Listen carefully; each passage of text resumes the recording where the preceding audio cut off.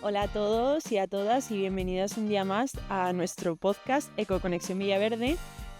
Hoy es el cuarto episodio y vamos a hablar junto con nuestra invitada Tatiana, que más tarde os presentaremos, cómo el lenguaje, el espacio y la cultura étnica se interrelacionan con la sostenibilidad y el desarrollo de comunidades en distritos, evidentemente como el de Villaverde, que es el protagonista de nuestro podcast. Bueno, para empezar tenéis que veros el episodio 1, por si acaso alguien se lo ha saltado, donde comentábamos un poco esa estructura que tiene Villaverde a nivel demográfico, que a partir, cuando empieza la llegada de migrantes a España, sobre todo, en los 90, ya en los 80, asoma la patita, pero a partir de los 90 España va sufriendo un cambio y se reconvierte en un país receptor de migrantes. Villaverde es uno de estos puntos que, cambia radicalmente su estructura demográfica, se rejuvenece y, digamos que recibe una gran cantidad de inmigrantes. Los inmigrantes, como el resto de personas, también crean sus negocios, también viven en los mismos espacios y los adaptan a su cultura, a su espacio y digamos que se crea un sincretismo muy rico, que ahora hablamos de multiculturalidad, ¿no? Pero que también es importante analizar, porque son nuevas formas tanto de pensar los negocios locales como de pensar el espacio y los usos que le damos. Entonces, vamos a hablar un poco más de eso. ¿Y por qué hemos traído a Tatiana? Básicamente porque viene en representación de la Asociación Afrodiccionario, que es una asociación mítica del asociacionismo antirracista madrileño y que reflexiona un poco sobre cómo decolonizar y repensar el lenguaje. Pero no voy a aquí extenderme mucho. Así que, ¿qué tal, Tatiana? ¿Cómo estás? Buenas tardes. En primer lugar, muchas gracias por la invitación. Me alegro mucho de estar aquí. Y nada, si queréis empiezo un poco presentándome. Yo soy Tatiana Masiwokui, que formo parte de la coordinación de la Asociación Afrodiccionario, como ha dicho Mariano. Y esta asociación nació en 2017, en la cual nos dedicamos un poco a hacer y a fomentar el ejercicio de repensar el lenguaje, teniendo en cuenta que el lenguaje puede ser una herramienta de transformación, ¿no? Tanto como de cómo los demás nos perciben, ¿no? Y cómo en este caso la población de la comunidad afrodescendiente aquí en España también se percibe a sí misma. Entonces actualmente formo parte de Afrodiccionario, también soy trabajadora social y también he formado parte y formo parte de otros colectivos antirracistas como la Asociación Afrodescendiente Kwanzaa. Muchas gracias. Qué currículum, ¿no? También nos hace especial ilusión contar contigo porque creo que es un tema que se sale un poco de la línea, ¿no, Luna? Igual con sostenibilidad. No, hombre, yo creo que con sostenibilidad es muy importante también porque, luego lo iremos viendo, iremos abordando el tema de la desigualdad, de la vulnerabilidad de los barrios, pero también cómo cambia el concepto de negocio étnico según en qué punto de una ciudad estés, ¿no? Cuando Mariano me propuso este tema fue lo primero que le dije, pero ya iremos profundizando mayormente en eso. Vamos a ir rascando poco a poco, ¿no? Exacto. Y dinos, Tatiana, ¿cómo surgió tu interés por el lenguaje como herramienta antirracista? ¿Cuál es tu recorrido con respecto a eso? A ver, pues bien es cierto que el lenguaje planteado, ¿no? Desde ese punto, sí que nunca había tenido un interés especial en mí. Este interés nació más bien hace poco. Sí que siempre me ha gustado, comunicar, ¿no? Trasladar mis ideas, ¿no? Y sobre todo de una forma original importante, pero sí que esta concepción del lenguaje la tengo desde hace poco, precisamente desde que conocí Afrodiccionario y a partir de ciertas lecturas, ¿no? Hablar con el equipo también, fui como andando un poco más, ¿no? en esa capa del lenguaje, digamos, ¿no? En la condición performativa del lenguaje, etcétera, etcétera.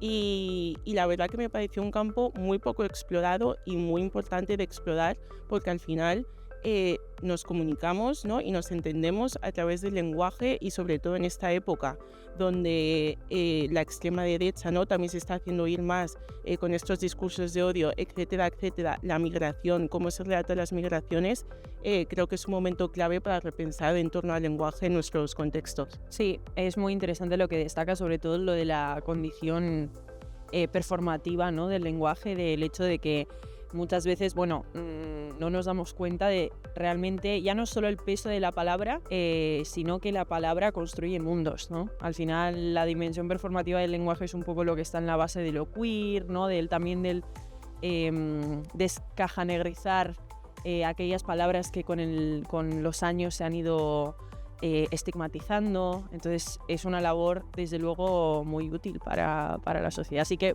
antes que todo, enhorabuena por el trabajo que hacéis. Sí, la verdad es que yo también estoy impresionado. Y retirando un poco de actualidad, me pareció ver el otro día en vuestras redes sociales que habéis sacado hace poco una guía antirracista en relación al tema del lenguaje. Exacto. Entonces, nos gustaría que nos cuentes un poquito sobre la guía, quizá no tanto ahora, sino más bien en relación al distrito que estamos trabajando y a los barrios del sur de Madrid, ¿qué importancia le ves? Bueno, un poco todo, ¿no?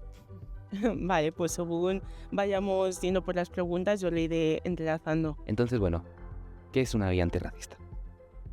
Bueno, pues una guía antirracista, por lo menos desde donde nosotros lo planteamos, es una herramienta, en primer lugar, una herramienta didáctica y práctica, ¿no? Que en este caso, en vez de enfocarla al alumnado, nosotros la enfocamos hacia el profesorado, porque creemos o hemos observado, ¿no?, a través de nuestra trayectoria en centros educativos, que el profesorado reclama conocimientos, reclama saberes y tiene inquietudes, porque al final, como tú decías, hace unas décadas hubo una ola, ¿no?, de migración, y hoy en día tú vas a un aula y una aula es muy diversa, o incluso sin encontrar diversidad, porque yo también soy fiel promotora de que estos temas se tienen que hablar y se tienen que trabajar, haya o no haya diversidad en las aulas, porque al final estás preparando a futuros profesionales, ¿no?, para enfrentarse a la sociedad más allá de lo que se encuentra en clase.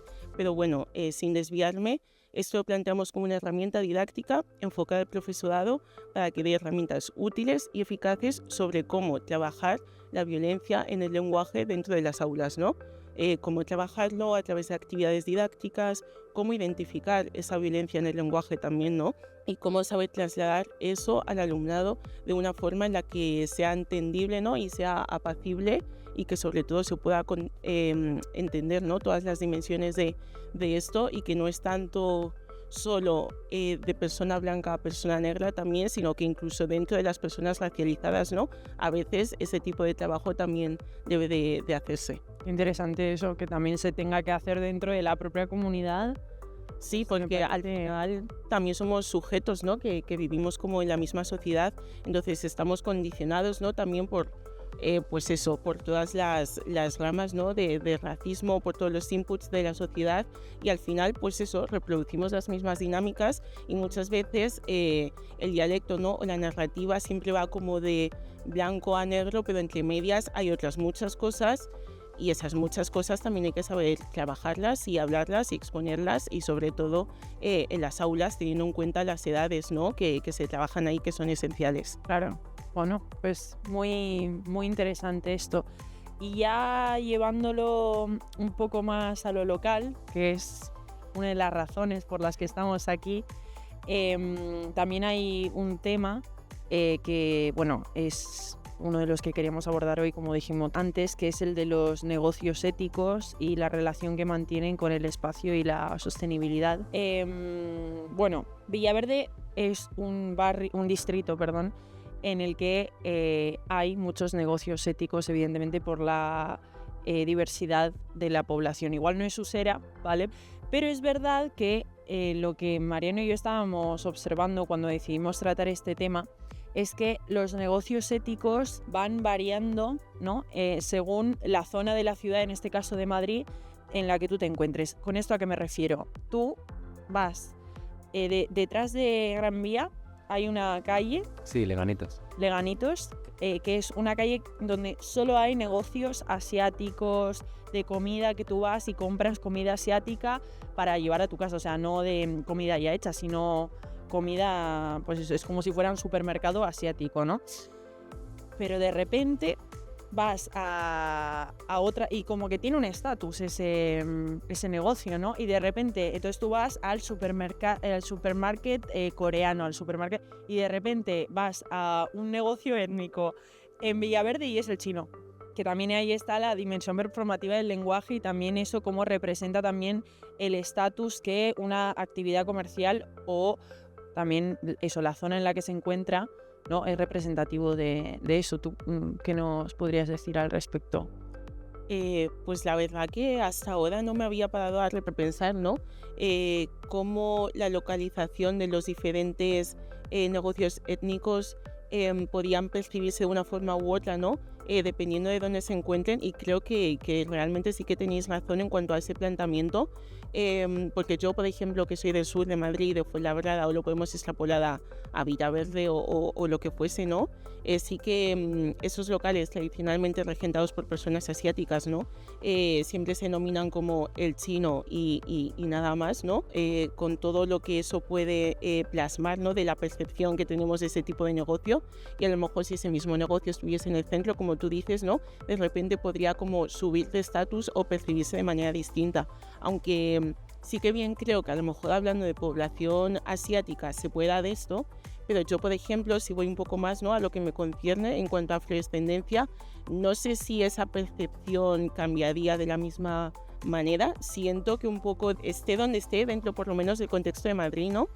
Creo que se aprecia un poco más o menos igual, o incluso si hablo de negocios regentados por personas latinoamericanas, ¿no? Como suelen ser en mucho las barberías o las peluquerías que puedes encontrar en Cuatro Caminos, pero también puedes encontrar en Villaverde, etcétera, etcétera. Creo que es un poco más de lo mismo, pero también porque las zonas donde se encuentran esos negocios creo que también son zonas donde vive mucha o hay una alta población, ¿no? Que va acorde con las personas que regentan esto. Me explico. Al lado de Gran Vía tú puedes encontrar muchos negocios regentados por personas asiáticas, pero precisamente no tiene por qué, y de hecho creo que no es así, si me equivoco me lo decís, que haya un nicho o que vivan muchas personas asiáticas en esa zona.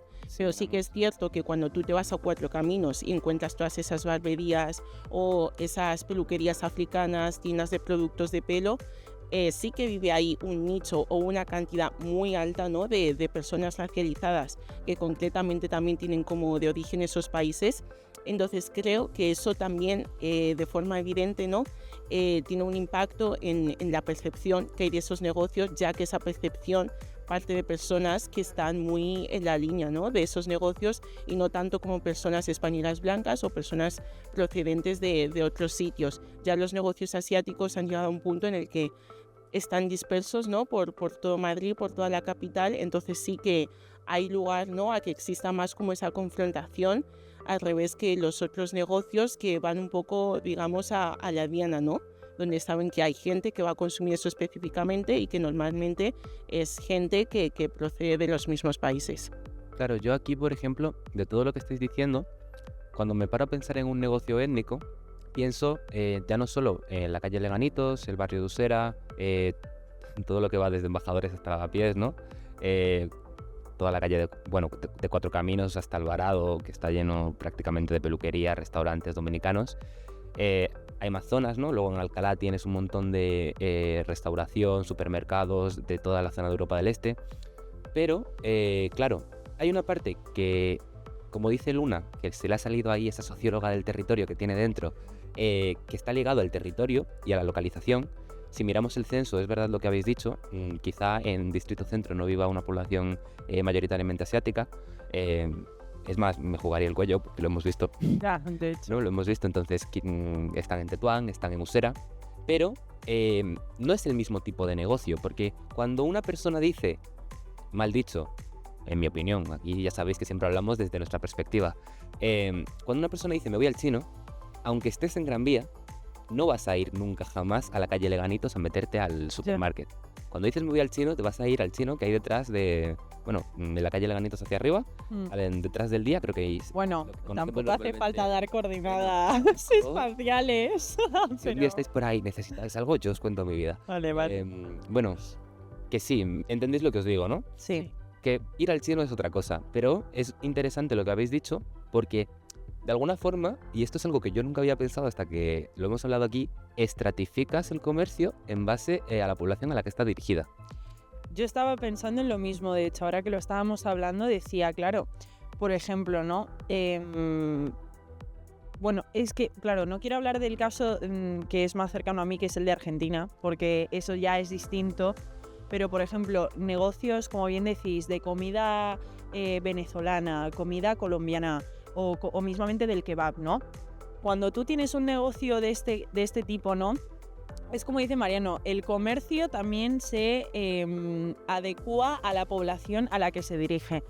O sea, tú vas a ir al mercado de Chamberí y vas a comer en el restaurante super guay donde te comes las arepas con la reducción de no sé qué tal, y eso es el planazo del finde, y vas ahí y te gastas una pasta. Ahora de repente proponle a alguien de ir a Villaverde a comer al negocio colombiano de toda la vida debajo de tu casa, y eso ya no está en un planazo, ¿no? O sea, como que hay también lo que decía Mariano, como que también el comercio, y a lo mejor digo, este comercio está más frecuentado por la población de ese mismo país, ¿no? O sea, como que va más gente colombiana en el caso de que fuera un sitio colombiano. O sea, es como que efectivamente la población a la que el negocio se... Sí, como su población target, ¿no? Que al final son tus paisanos, tiene más predisposición a acercarse a consumir lo que tú produces. Aquí yo que soy muy de mi barrio, por una parte te doy toda la razón del mundo, porque es verdad que lo vemos, ¿no? Yo ahora en TikTok me salen cada 2x3 que han abierto una nueva pupusería, no sé dónde, en el centro de un sitio súper chulo, o que han abierto en Gran Vía un restaurante, como tú bien has dicho, de comida fusión boliviana, que es maravillosa. Pero en mi barrio nunca me ha salido, no sé si a vosotros os ha salido en TikTok algún sitio para ir a comer a Villaverde, que existen, la verdad, y son muy ricos y hay un montón, pero por no quedarnos encerrados un poco en el tema del comercio y de la comida, sí que hay una parte que es la cara B de todo esto y que está muy ligado a la sostenibilidad, que es la de qué tipo de comercio se produce a partir de esta llegada de migrantes y quién lo consume, y el punto es que es población que vive en la proximidad, muy cerquita, y que consume comercio del barrio, ¿no? Que al final es... Y sobre todo de su comunidad también, ¿no? Porque al final si es un barrio al que históricamente llega, por ejemplo, Usera es un barrio más tendencialmente asiático, Villaverde no sé qué mayoría tiene. No vivimos en ese mundo todavía, ¿no? Yo creo que ya hay bastante integración, pero sí que es verdad que, por ejemplo, entras a una bodega en Villaverde y lo que te vas a encontrar es gente dominicana. Sí. Claro, eso digo, que al final es como que al final te encuentras con esa gente, quieras que no, y se crea una comunidad en algún punto, aunque no sea una comunidad cotidiana, va a haber un lugar de encuentro mayoritario de una población, de un endogrupo o... Pero bueno, es verdad lo que decimos. Estos locales además están muy bien dispersos por el territorio, ocupan la mayoría del territorio y de alguna forma también tejen redes y tejen vínculos dentro del distrito, que eso es lo más importante, porque articulan comunidad. Quizá no tanto como una asociación de vecinos, quizá no tanto como otros recursos, pero sí que estamos hablando de una cosa muy importante y que también tenemos en cuenta. Yo ahora, de cara al TFG, hablando sobre el tema de las migraciones, me leí un artículo en el que analizaban un poco el papel de las comunidades dominicanas y las barberías. Y un poco como eso es un sitio de reunión, porque, bueno, hablas con otra gente de tu país de origen. También es un sitio, bueno, que tiene una parte como de morriña, ¿no? Porque no todo el mundo acaba de llegar, hay gente que lleva aquí 50 años y mucho tiempo sin volver, o que, yo qué sé, de repente te da que quieres sentirte un poco ahí más en otro sitio que aquí. Claro, o sea, yo lo que creo que tú dices, genera más comunidad o menos comunidad que una asociación de vecinos, yo creo que es una cosa distinta. Claro. Porque la asociación de vecinos comparte intereses y comparte barrio, claro, pero es que una comunidad de gente inmigrada a España de otro país y que vienen todos del mismo país tiene una comunidad cultural, o sea, de que tú te has desplazado de un sitio a otro y de repente vuelves como a generar ese entorno cultural propio de tu país, de tus orígenes, de tu tal. Entonces eso yo creo que además de ser muy obvio, o sea, muy instintivo, es muy necesario, ¿no? Por eso digo que yo creo que sí que la gente finalmente se termina reuniendo, porque yo lo vivo en condición de inmigrada, que yo busco eso al final, aunque luego me integre con el resto. A mí me gusta encontrarme una persona de mi cultura y decir, ole, pues... Y decir ole, ¿no? Claro, ole no lo digo. Claro, no sé qué digo, pero ole no. Claro, totalmente estoy súper de acuerdo, porque también una de las características de la migración, ¿no?, es esa pérdida de toda tu red de apoyo. Entonces, cuando llegas a ese país de recepción, creo que instintivamente, ¿no? Los humanos estamos hechos para estar en comunidad y entonces eso, tienes a buscar a tus afines, ¿no? Porque es pérdida de amigos, pérdida de familiares muchas veces, ¿no? Depende de cómo migres, pero al final es un poco eso y creo que es una de las cosas más características del emprendimiento migrante sobre todo, ¿no? Esas redes de apoyo que se crean, ¿no? Y que por tanto también aportan sostenibilidad social a los barrios, ¿no? Porque al final, de una forma u otra, el conocer a gente, ¿no? Tener ese capital social luego te favorece, ¿no? Al acceso de ciertos recursos y por tanto también luego la lucha de problemáticas compartidas como pueden ser las que se den en cualquier barrio de la periferia, como podría ser Villaverde, vaya. Sí, y si nos ponemos a enumerar como situaciones en las que las comunidades migrantes, digamos que hacen barrio o que aprovechan de nuevo reutilizan ese uso de los espacios, yo qué sé, basta con irse a la dehesa de Boyal. Ahí tienes por un lado que íbamos a hablar de negocios étnicos, pero ya os cuento esta anécdota y ya que estoy, pues bueno, os cuento mis batallitas. Ahí, bueno, en el parque hay una zona específicamente donde más o menos a partir de primavera, cuando ya empieza el buen tiempo, a tope a jugar a voleibol. O sea, no sé exactamente qué comunidades son, pero sí que son familias que se reúnen ahí, familias que han inmigrado de algún país de Latinoamérica y se reúnen ahí a jugar al voleibol. Empiezan de repente que todos los polideportivos se llenan de mini liguillas de básquetbol y digamos que también a través del deporte se articula comunidad y se articula barrio, que bueno, al final hacer deporte es la forma más sostenible de vivir el barrio, ¿no? Porque no gastas, no consumes y encima, yo qué sé, das un poco de vida al ambiente. Y a ti mismo. Y a ti mismo. Claro, eso también. Entonces, bueno, sí que estamos hablando de que el negocio étnico, por su carácter mayoritariamente de proximidad, digamos que es bueno porque incentiva y hace comunidad, pero también hay una parte oscura de todo esto, ¿no? También entran las riñas vecinales, los conflictos, igual alguien no quiere tener una discoteca debajo de su casa. Pero eso tiene que ver con un negocio étnico, ¿tú crees? No tiene que ver específicamente con un negocio étnico, pero sí que es verdad que si hablamos de barrios como Villaverde, que son barrios que, bueno, en algún momento, yo cuando era pequeño, por ejemplo, la mayoría de locales estaban chapados, ¿no? Y ahora se están abriendo de nuevo y yo me estoy fijando que la mayoría de locales que se abren, bueno, los que se abren y no se han convertido en viviendas y tal, ¿no? Esta tendencia nueva de Madrid. Pero los que no se han convertido en vivienda, se han convertido en cafeterías muy monas de Colombia, en restaurantes de Marruecos, comida. Se están revalorizando. Claro, es que yo creo que también, claro, es que yo creo que esa resignificación es muy importante en cuanto a la inclusión y a la buena inclusión e integración e imagen que afortunadamente y desafortunadamente, quiero decir, no sé si es bueno o es malo, porque eso lo tenemos que juzgar que está bien un negocio marroquí si es bonito, quiero decir.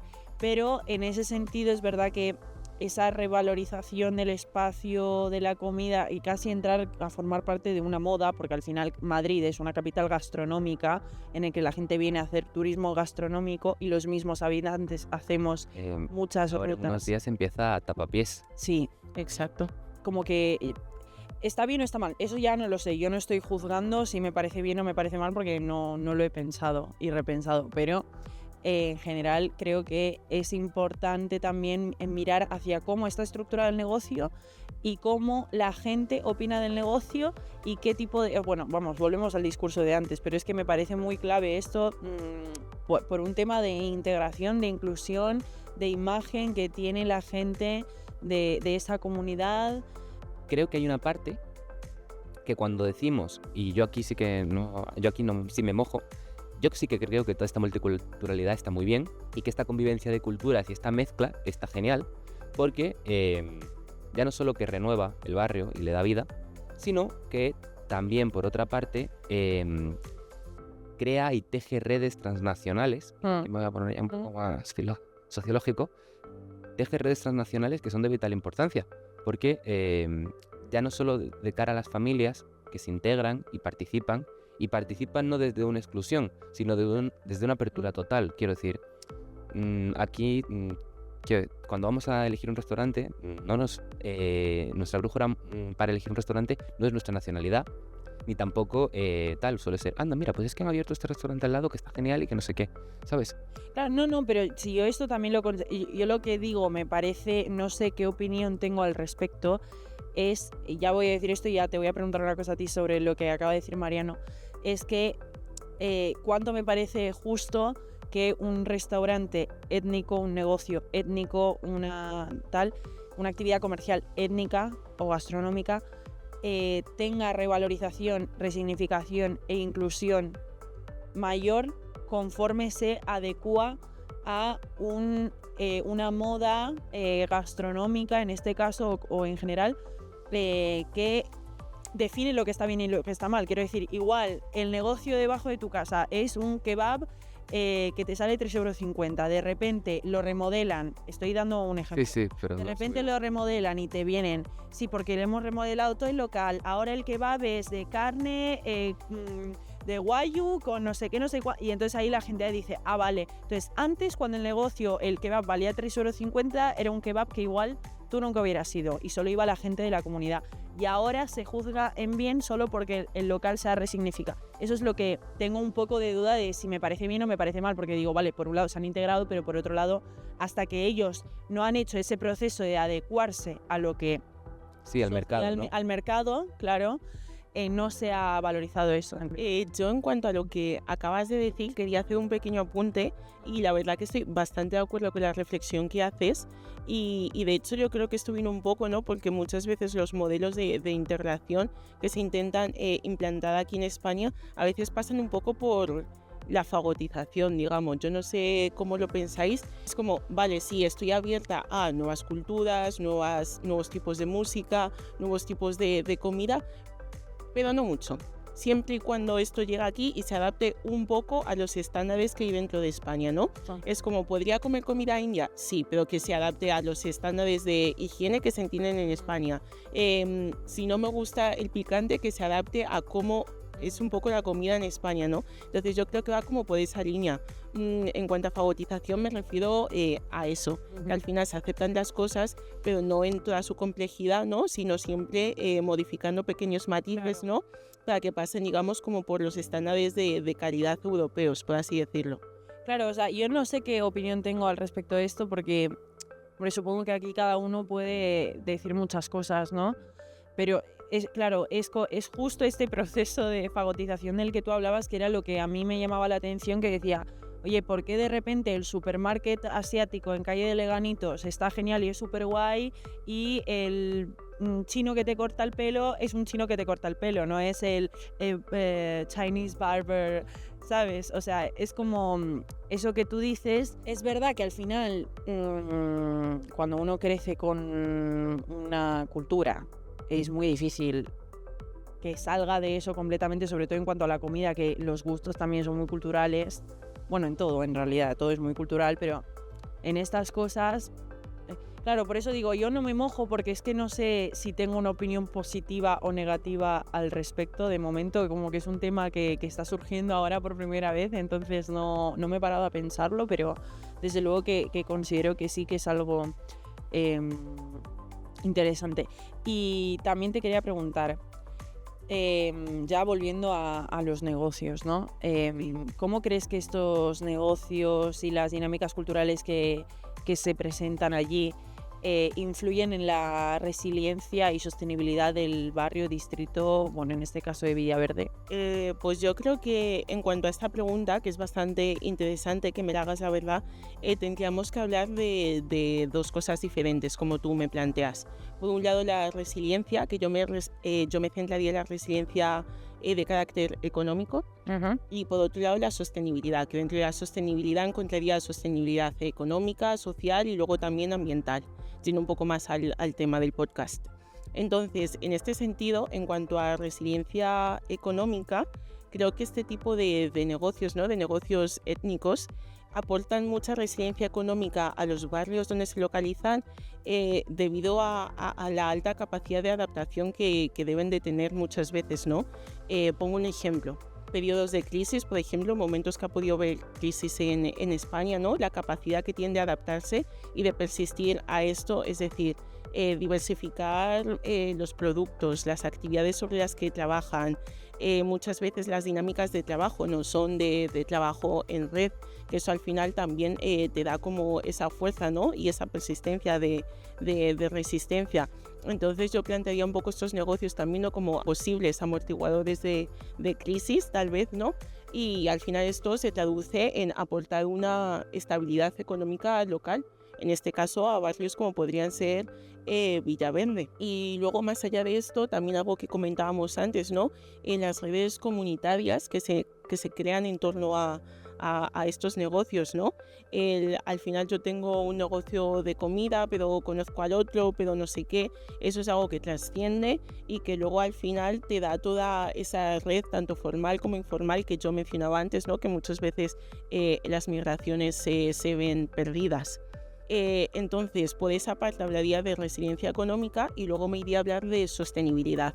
Y dentro de sostenibilidad, pues encontraría la sostenibilidad económica, hablando de estos negocios, ¿no?, como motores, ¿no?, de la economía, como agentes económicos que muchas veces no se ven así, ¿no?, porque al final, como decía Mariano, son negocios que dinamizan zonas, que al final también atraen a gente, atraen a nuevos consumidores, ya sean del mismo barrio como podría ser Villaverde o ya sean de otros barrios periféricos, ¿no?, que se encuentran cerca, y al final eso siempre es algo positivo para la economía local.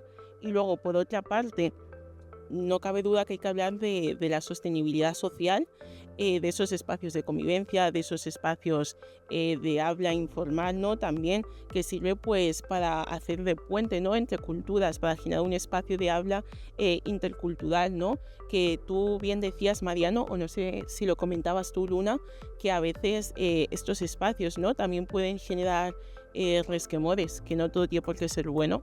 Pero yo creo que también es un espacio, ¿no?, donde se puede fomentar la cohesión social del barrio, porque al final tú te vas a Lavapiés, por ejemplo, y te encuentras en el mismo local a una persona de origen senegalés, con una persona a lo mejor de origen asiático, con una persona española blanca, y están todos en el mismo local, ¿no?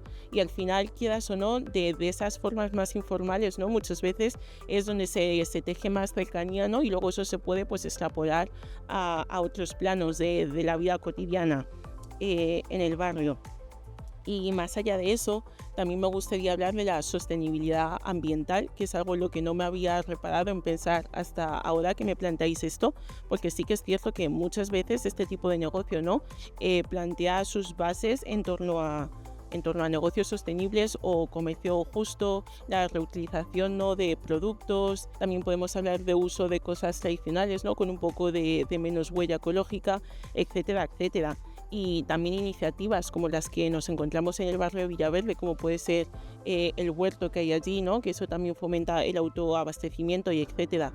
Entonces, en este sentido, creo que los comercios étnicos son imprescindibles, o por lo menos desde mi perspectiva aportan mucho a la economía de los barrios y a la sostenibilidad en general. Wow, muchas gracias por esa reflexión. La verdad que sí, ha sido impresionante. Hemos aprendido un montón en 5 minutos de respuesta. Total. Y yo me quedo a nivel interno, voy a ir como por partes, desgranando todo lo que has dicho, porque la primera parte que me ha como satisfecho por dentro, ¿no?, que he dicho, qué bien, es que es muy triste caminar por tu barrio y ver que todos los negocios están cerrados. Y es todavía más triste porque eso implica que estás viviendo en una ciudad dormitorio en el que la gente vive, pero luego te vas a trabajar a Madrid, las compras las haces en Madrid, o te vas a un centro comercial. Entonces, claro, esa idea dual de que tanto los, por llamarlos de alguna forma, ¿no?, negocios autóctonos, independientemente de quién los regente, si son nacionales o no, porque también hay negocios étnicos gestionados por personas nacionales. Totalmente. Y personas blancas, ¿sabes? Entonces, Claro. que los negocios étnicos, digamos que son ese complemento, esa parte que rellena o que también está ahí dando apoyo y que se entrelaza con lo que ya había antes, que no es una idea de erradicación, sino de acompañamiento. Y eso, no sé, lo vemos por ejemplo en los mercados tradicionales de Madrid, que estaban muy de capa caída, y mientras que los del centro, por ejemplo, se han ido bueno, cada vez hay más hostelería en los del centro, ¿no? Cada vez Sí. están más llenos de bares, de tal. Pues en la periferia de Madrid no ha pasado tanto eso, sino que se van llenando de negocios de otro tipo. De repente te aparece una tienda de té. De repente, una tienda de té, me refiero con esto a té marroquí, Sí. muy rico, que es donde lo compro yo, ¿no? O una carnicería halal. ¿Sabes? Como de repente te empiezan a aparecer cosas que son complementarias y que, oye, mola que estén ahí porque si no, entrar al mercado y ver que la mitad de las tiendas están vacías, eso es bajona. Yo con lo que estás diciendo esto de las tiendas cerradas, de la ciudad dormitorio, tiene que ver y no tiene que ver. ¿A qué me refiero? Madrid, ahora, perdón si soy muy pesada con esto de la moda de la gastronomía, pero es que es un tema que me está fascinando últimamente porque me llama muchísimo la atención la cantidad de comercios, actividades gastronómicas que abren en Madrid a diario. O sea, es una cosa, yo creo que hay muchísima más oferta de sitios en los que ir a comer de gente que o sea, de demanda, ¿vale? O sea, es una cosa impresionante. Bueno, y lo que creo de estos negocios étnicos es que, como tú bien decías, dan continuidad. ¿Por qué? Porque estos negocios que abren constantemente, sobre todo en el centro y tal, son negocios que están destinados a durar poco, en su gran mayoría, porque van por modas. Aparte de esto, que me llama mucho la atención, o sea, lo que creo que en este sentido tú dices da continuidad al barrio es que estos locales muchas veces no se dejan guiar por la moda, que es lo que justo estábamos diciendo antes, y entonces por eso también consiguen perpetuarse más en el tiempo, porque en Madrid tantas actividades abres que muchas cierran también, porque es que de repente, claro, van muchísimo en 1 o 2 años, pero es que luego la gente se olvida, porque mientras tanto han abierto 25.000 más y han habido 25.000 más modas gastronómicas sobre las que se han ido abriendo actividades,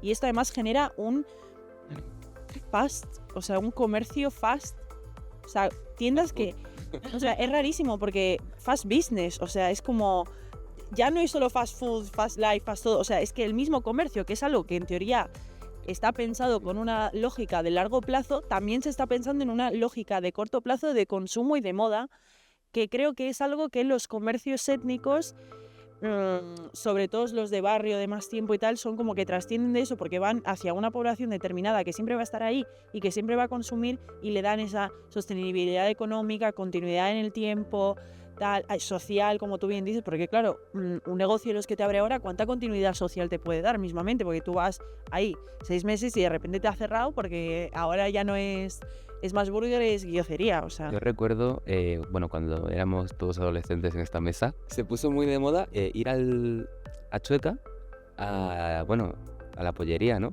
Ah, sí. Eso se puso súper de moda, que yo creo que sigue ahí, pero como que de repente intentaron abrir en otros sitios de Madrid, ¿no? Pero es que eso es turístico. Duraron 1 o 2 años. Sí, sí. El resto creo que solamente queda en esa calle. Así que lo que dices, tienes razón. De repente los locales nacen con la misma fuerza con la que cierran. Sí, es que yo lo noto porque, por ejemplo, tenía que hacer un día un trabajo y tenía que ir a hacer trabajo de campo, ¿no? Y entonces yo me fui anotando todos los sitios a los que tenía que ir. Porque salían en guías Repsol, en guías en Google, en guías turísticas de tal. ¿Os podéis creer que no había prácticamente ninguno abierto? Igual me había apuntado 10 y conseguí ver 2, que es que ya ni aparecían en el Google Maps, y las guías eran de igual de hace 2 años. O sea, a mí eso me llamó mucho la atención porque dije, mismamente el comercio, que es, o sea, yo digo, si tú haces una empresa, en teoría la empresa tiene, cuando inviertes, tienes como un proyecto a largo plazo.